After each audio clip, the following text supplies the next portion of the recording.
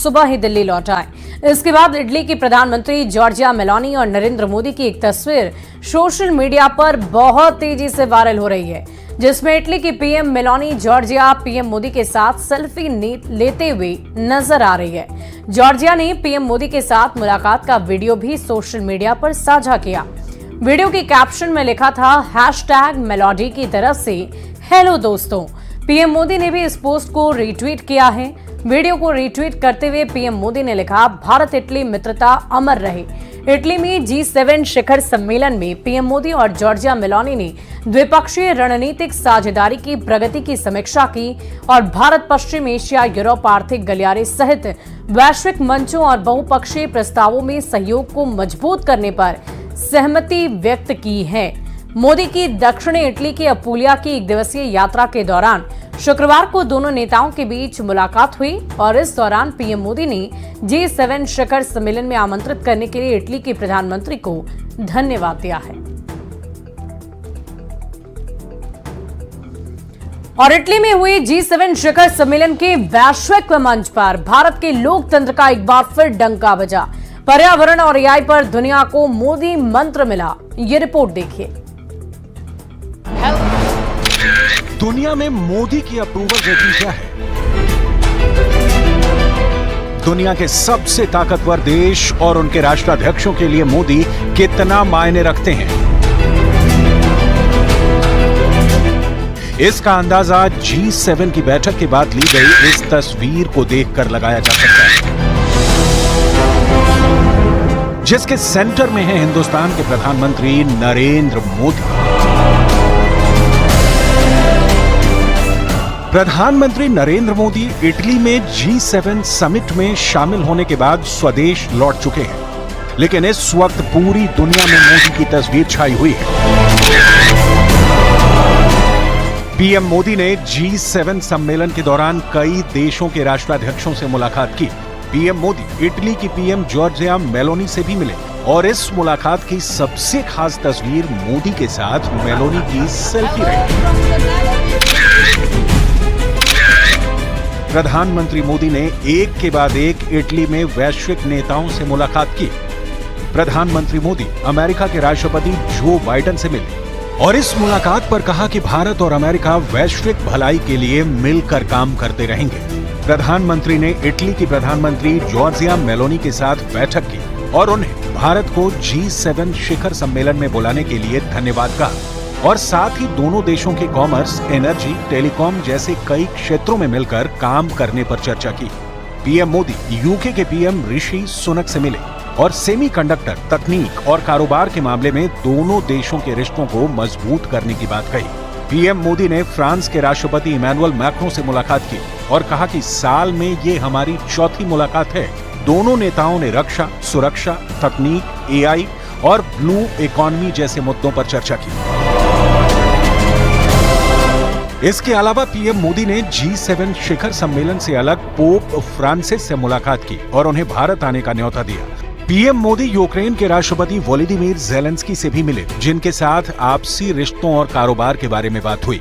PM Brazil के राष्ट्रपति लुला दा सिल्वा से भी मिले और जॉर्डन के किंग अब्दुल बिन अल हुसैन और तुर्की के राष्ट्रपति रेसेप तैयब एर्दोआन से भी मिले। उन्होंने G7 समिट के दौरान एंटोनियो गुटेरस से भी मुलाकात की। G7 समिट के आउटरीच सत्र के दौरान बोलते हुए पीएम मोदी ने ग्रुप की 50वीं वर्षगांठ पर बधाई दी। पीएम ने कहा कि टेक्नोलॉजी की सफलता के लिए मानव केंद्रित दृष्टिकोण की जरूरत है। जैसे भारत में डिजिटल टेक्नोलॉजी से लोगों तक सेवाएं पहुंचाई जा रही हैं। इसके अलावा पीएम मोदी ने भारत के AI मिशन की बात की, जो AI फॉर ऑल यानी सभी के लिए AI पर आधारित है। पीएम मोदी ने कहा कि AI का इस्तेमाल सभी लोगों की प्रगति के लिए होना चाहिए। पीएम ने कहा कि भारत AI के ग्लोबल पार्टनर के तौर पर वैश्विक भागीदारी को बढ़ावा दे रहा है। पीएम ने क्लाइमेट चेंज पर भी दुनिया को संदेश दिया और कहा कि भारत 2070 तक नेट जीरो के लक्ष्य को पाने की दिशा में काम कर रहा है। पीएम ने पौधारोपण अभियान से जोड़ने के लिए दुनिया को संदेश दिया, जिसको प्लांट फॉर मदर नाम दिया गया है। यही नहीं, पीएम ने ग्लोबल साउथ की चिंताओं को प्राथमिकताओं में रखने का आह्वान किया। G7 शिखर सम्मेलन से लौटने के बाद पीएम मोदी ने अपनी इस यात्रा का एक वीडियो भी सोशल मीडिया पर शेयर किया और लिखा कि उन्होंने विश्व मंच पर भारत का दृष्टिकोण प्रस्तुत किया।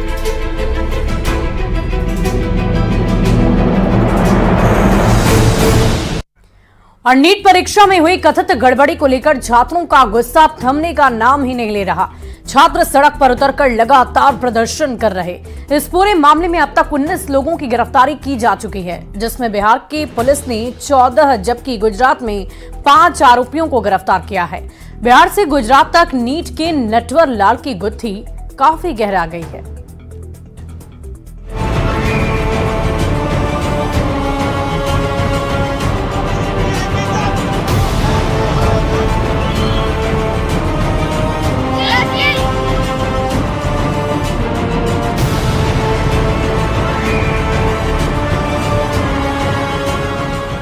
मामला ठंडा पड़ता नहीं दिख रहा है।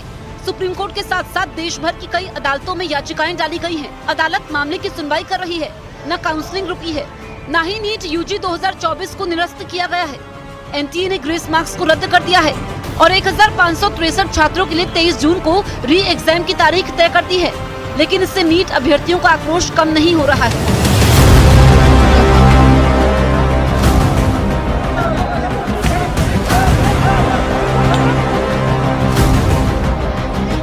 वहीं दूसरी तरफ पटना में पेपर लीक की जांच चल रही है और इस जांच के समय बिहार पुलिस को छापेमारी के समय जला हुआ एक प्रश्न पत्र मिला है।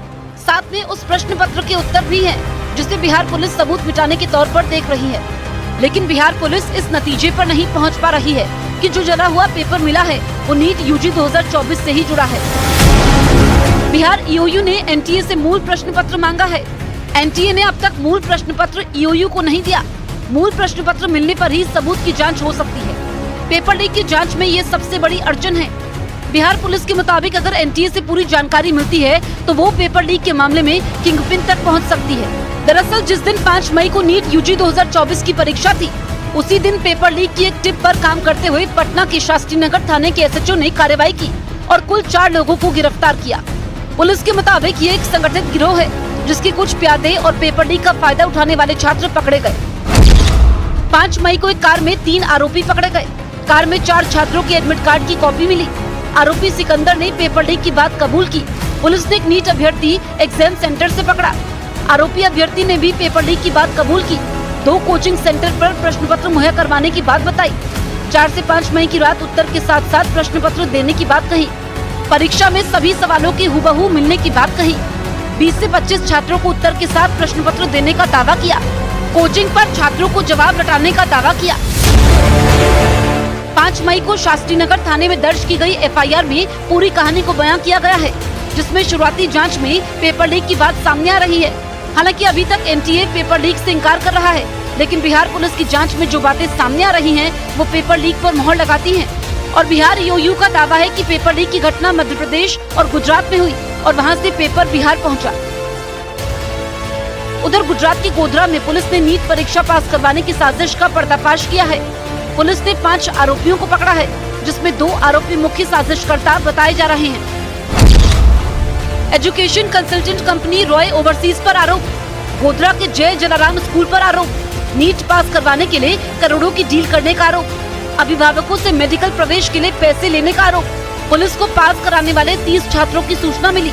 पुलिस ने आरोपियों के मोबाइल और इलेक्ट्रॉनिक डिवाइस जब्त किए। शुरू में जब ये तुषार भट्ट है, उसको डीईओ साहब ने 5 तारीख को उसका मोबाइल और सब चेक किया था, तो एक 30 स्टूडेंट का लिस्ट मिला था।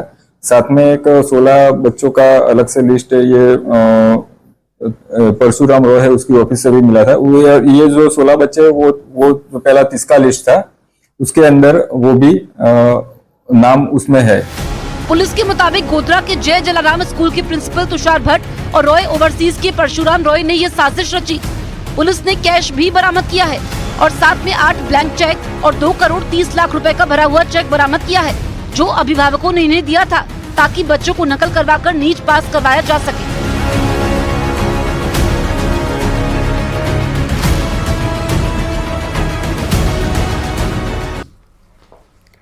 उत्तराखंड के रामनगर के विश्व प्रसिद्ध जिम कॉर्बेट नेशनल पार्क में पर्यटन सीजन खत्म हो गया। जिम कॉर्बेट नेशनल पार्क का ढिकाला जोन मानसून सीजन को देखते हुए आज से पर्यटकों के लिए बंद कर दिया गया है। मानसून सीजन के लिए ढिकाला और दुर्गा देवी जोन को भी बंद कर दिया गया है और इसके साथ ही आज से कॉर्बेट पार्क के सभी पर्यटन जोनों में नाइट स्टे की सुविधा भी बंद कर दी गई है। 30 जून को कॉर्बेट पार्क का बिजरानी पर्यटन जोन भी पर्यटकों के डे सफारी के लिए बंद हो जाएगा। अब पर्यटक केवल 2 जोन यानी कि झरना और ढेला में जंगल सफारी का आनंद ले सकेंगे।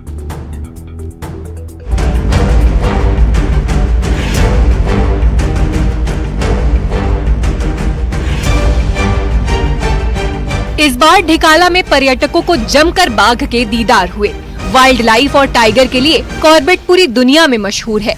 यहाँ के बाघ देखने का रोमांच पर्यटकों के सिर चढ़कर बोलता है।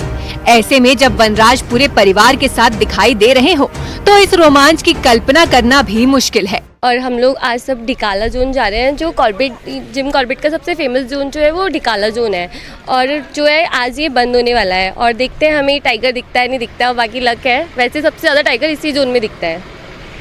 अनुभव बहुत अच्छा रहा है। टाइगर साइटिंग बहुत अच्छे से हो रही है। सरकार ने एनटीसी ने बहुत अच्छा काम करा है। टाइगर के नंबर्स बहुत बढ़ रहे हैं। इस अभी भी अंदर आप जाएंगे तो देखेंगे तो बहुत छोटे छोटे कब्स अवेलेबल है, प्रेजेंट है। मेरे को बड़ी अच्छी टाइगर की साइट सीइंग हुई है और मैंने देखा टाइगर्स भी देखे, बच्चे भी देखे, कब्स वगैरह थे उनके साथ और बहुत अच्छा लगा। यहाँ मेरा 2 दिन का स्टे था और बहुत अच्छा मेरे को वो लगा कि अंदर का जंगल वंगल बहुत अच्छी तरह मेंटेन किया गया है। उधर कॉर्बेट प्रशासन पर्यटन सत्र के सकुशल खत्म होने पर खुश है। यहाँ इस बार विदेशी मेहमान भी अच्छी संख्या में आए। इस बार कई वीवीआईपी के साथ ही क्रिकेटर सचिन तेंदुलकर भी कॉर्बेट के ढिकाला पहुँचे थे। देखिए, इस वर्ष जो पर्यटन सत्र रहा इसमें काफ़ी अच्छी संख्या में हमें टूरिस्ट मिले हैं, आए हैं। फॉरेनर्स की संख्या में इसमें काफ़ी बढ़ोतरी हुई है। लगभग 15,000 से ज़्यादा फॉरेनर्स जो लास्ट ईयर हैं उससे बढ़े हुए हैं। सभी को अच्छी साइटिंग्स मिली हैं। कॉर्बेट का ढिकाला जोन अब 15 नवंबर को खुलेगा। तब तक गजराज की चिंगार और वनराज की दहाड़ से पर्यटक दूर ही रहेंगे। न्यूज़ 18 के लिए रामनगर से गोविंद पाटनी की रिपोर्ट। और T20 विश्व कप का रोमांच